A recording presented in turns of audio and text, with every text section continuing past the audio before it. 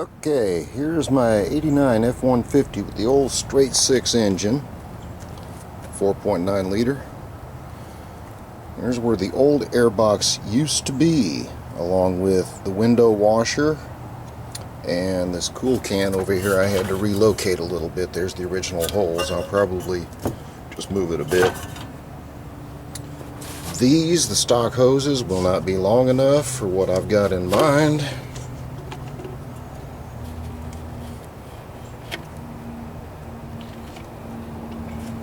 This is the new incoming air duct. This is 6-inch duct.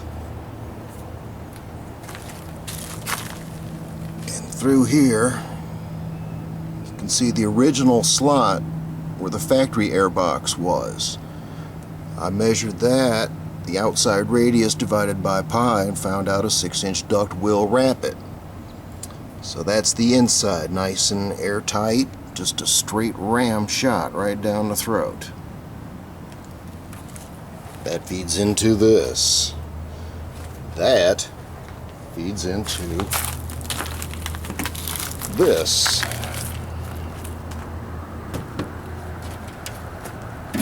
This is the new airbox. It used to hold cat litter. It's about a 5-gallon bucket. Back off where you can see it. There's the hole in the corner where that giant duct is going to feed in. It's been insulated and wrapped all the way around to keep heat out of it, so even at idle you've got cold air in this box. The lid will snap on, and that holds the K&N filter, and it just snaps on. Coming out of there, 2 big 3-inch ports going to the intake. Alright, I'm going to take a few minutes and slap some of this together and show you what we got. Skipped ahead 10 minutes or so. I've got the box secured with a little bracket here, bolted inside also. Come around this way, you see this giant airbox I've got now. You also see the ductwork coming in. Now the next step is to cut all this back as flush as possible and open it up for airflow. I'm going to tape everything off to the edges. That way my big filter over here, plenty of room to breathe.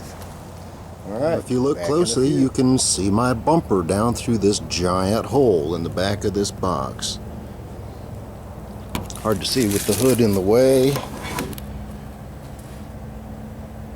Well, there it is, all taped up, connected, and ready to go.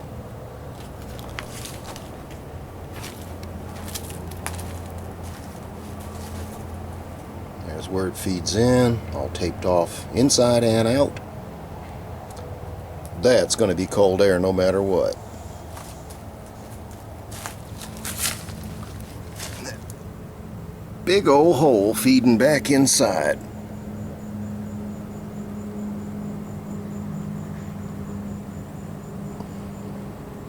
Yep, I think it's going to work pretty well.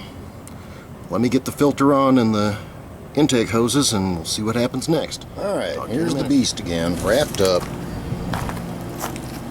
Looking good. Got the filter mounted in the lid. I put it up toward the top, so should water ever get in, with the downward slant on the box, it's going to run back toward this hose and dump out, hopefully, when I stop.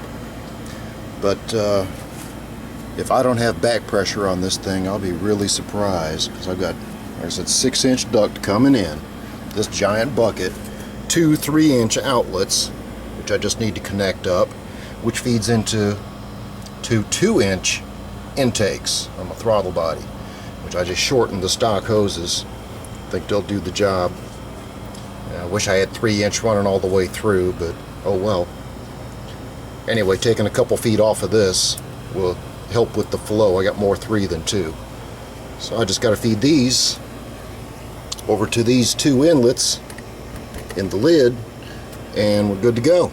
Alright, check back in a little bit. Back. I've got the intake put back together. I've got these kind of run over and under to get around the brake booster over here. Gotta have clearance, but everything's tied together and we're ready to fire it off.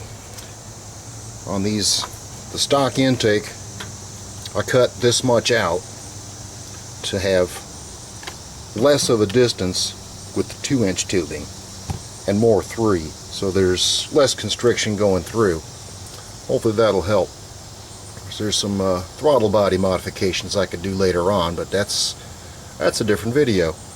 But for now, the monster is in its little house and I'm ready to start her up, see what it sounds like. So be right back.